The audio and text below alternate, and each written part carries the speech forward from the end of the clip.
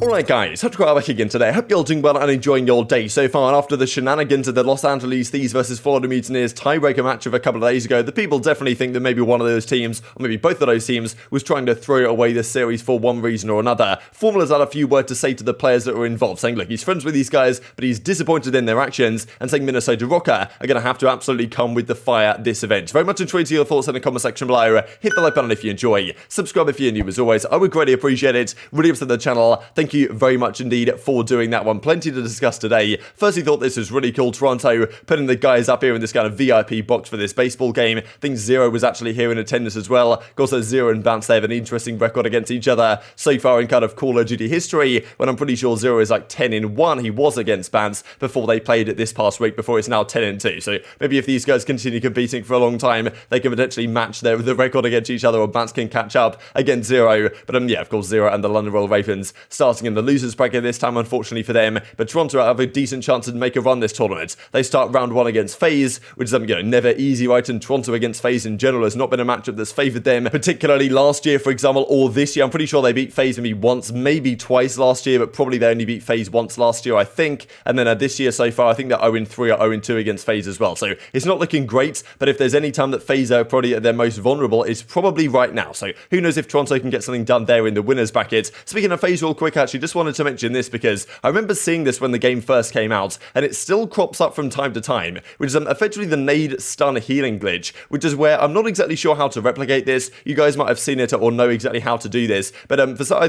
saw a clip actually, I think it was of Simp specifically, where he got hit with a grenade or like something along those lines. He was really down to like 4 or 5 HP or something out of course 100, and then he gets hit by a stun grenade when he's on like 5 HP, which should of course I guess take him down to 4 HP or something along those lines. Or well, in a normal game it'd be 4 HP. In this game it'd probably kill you based on how powerful the stun is. But then it actually just put him straight back up to 100 health. So he just instantly regens while getting hit with something that should damage him. So apparently this is a glitch that happens to do with flak jackets. Like apparently like when you've got fortified on, this can sometimes happen, which is honestly kind of incredible. I'm surprised this hasn't really been talked about more, kind of addressed really, because you do see this happen occasionally where players will be really weak, they'll get hit with kind of a nade or a stun or whatever, and they'll just like instantly regen back to 100 so they can just chal a gunfight, which obviously shouldn't be the case. So like it seems kind of extending why that's the case, like how exactly that they might be dealt with going forwards, but certainly something that they've got to think about if they're not already aware of it Sledgehammer Games. And I wanted to mention this as well from EasyMac. He did a phenomenal job here. I'll leave this entire article link down below, looking at how the CDL could potentially format their league next time.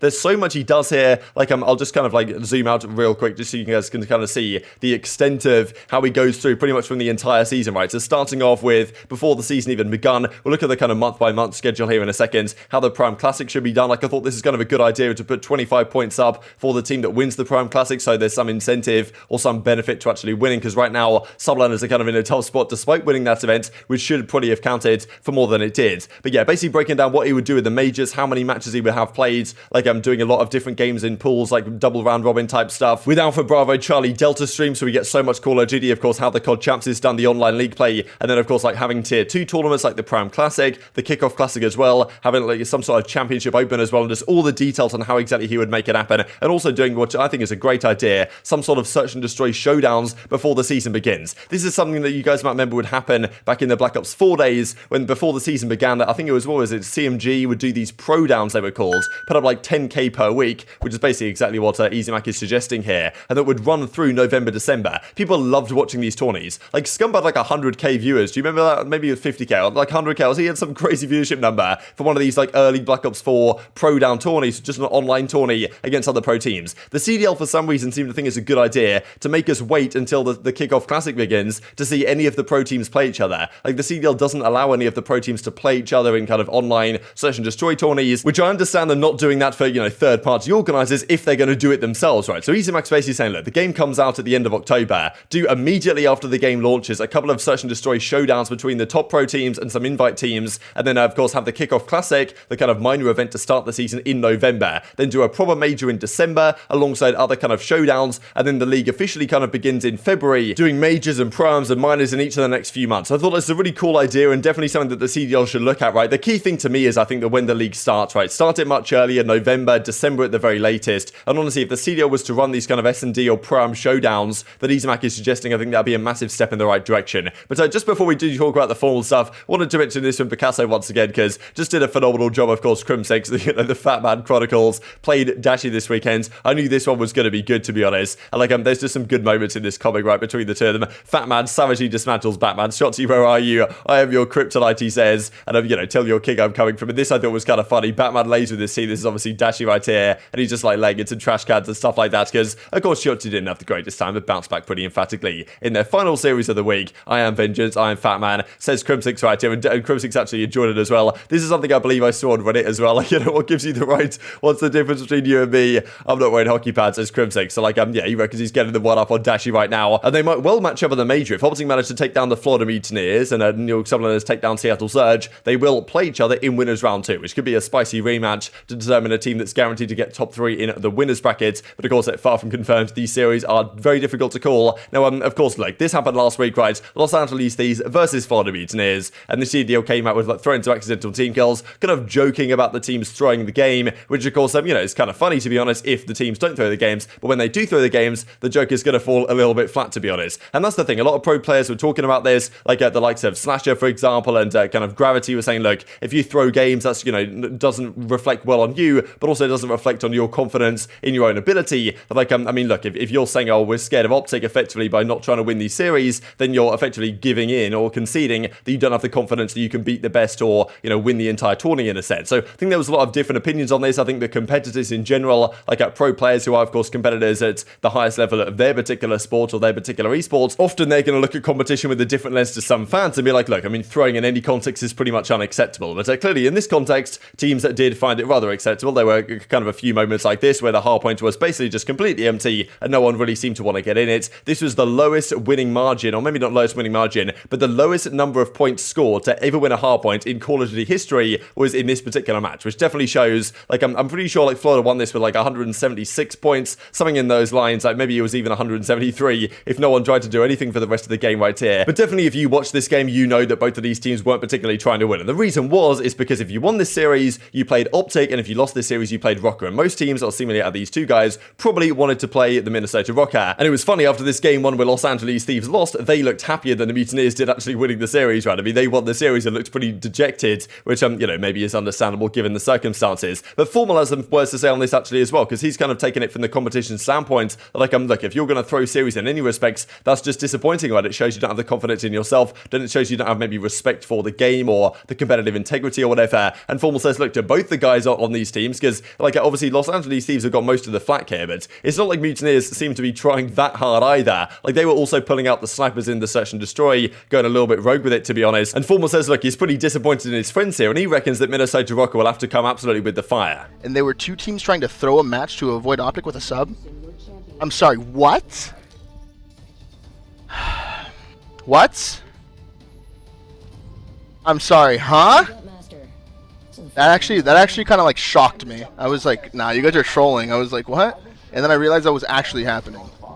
I was like, wait, there is no way. First of all, number one, I have friends on both those teams, bro, and I'm just disappointed. I just know I'm disappointed in that. You guys know that I know you, and I'm disappointed in you. And number two, they have a sub. That's makes it even worse. And number three, it's so disrespectful for Minnesota. Minnesota might come to defeat this event. Might actually be on some demon. If I'm Minnesota, bro, I'm showing this event, and I'm not high-fiving nobody. I'm not saying what's good to nobody.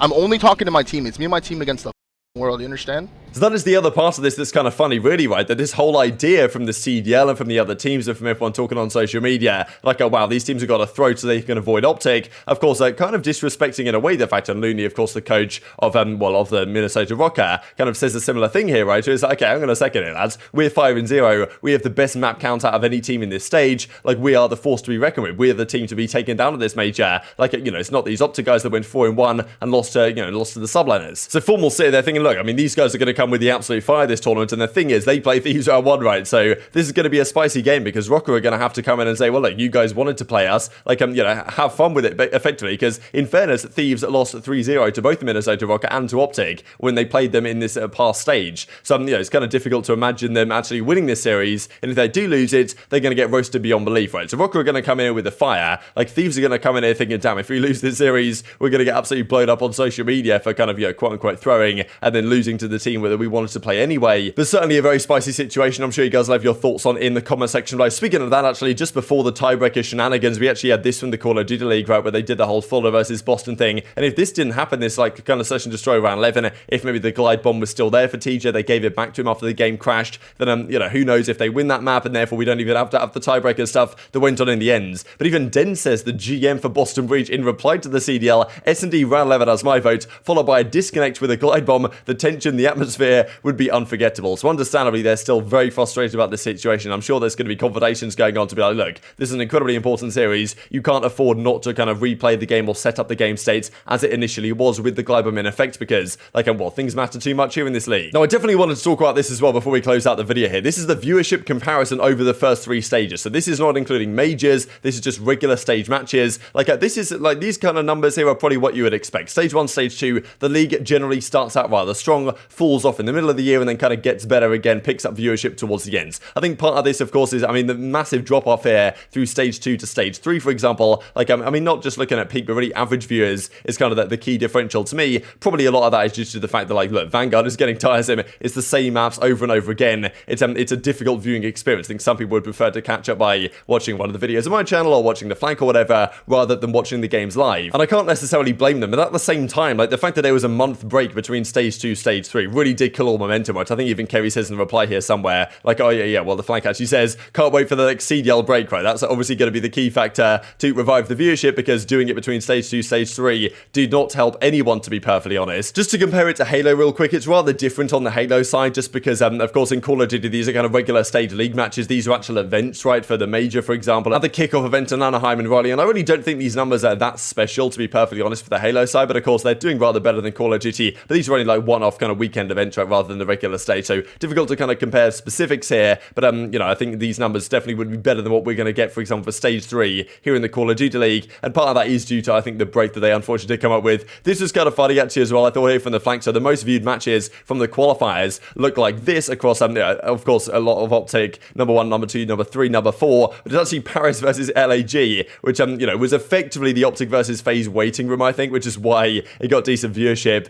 but, you know, Paris are kind of surprised at the replay, which I thought was kind of funny, to be honest. We, of course, looked at what might be next for them earlier today, if you guys missed earlier today's video, but yeah, just to finish out with here, the grand finals day for the bracket, as expected, it was Standoff who took down Stronghold, it was Raid who took down Fringe, and now it's Raid versus Standoff, which are pretty much as expected in the grand finals of the greatest competitive map bracket of all time, and yeah, as you might well expect, it's Raid who has taken an early advantage here in the polls, but very much intrigued to your thoughts and all this stuff in the comment section below. Hope you guys enjoyed the video. If you did enjoy it, hit the like button, tell us the YouTube gods, this is a good video, and I like you should see it as well, and I hope grow the competitive Call of Duty community. Thank you for watching as always, take care of yourselves, and I will see you next time.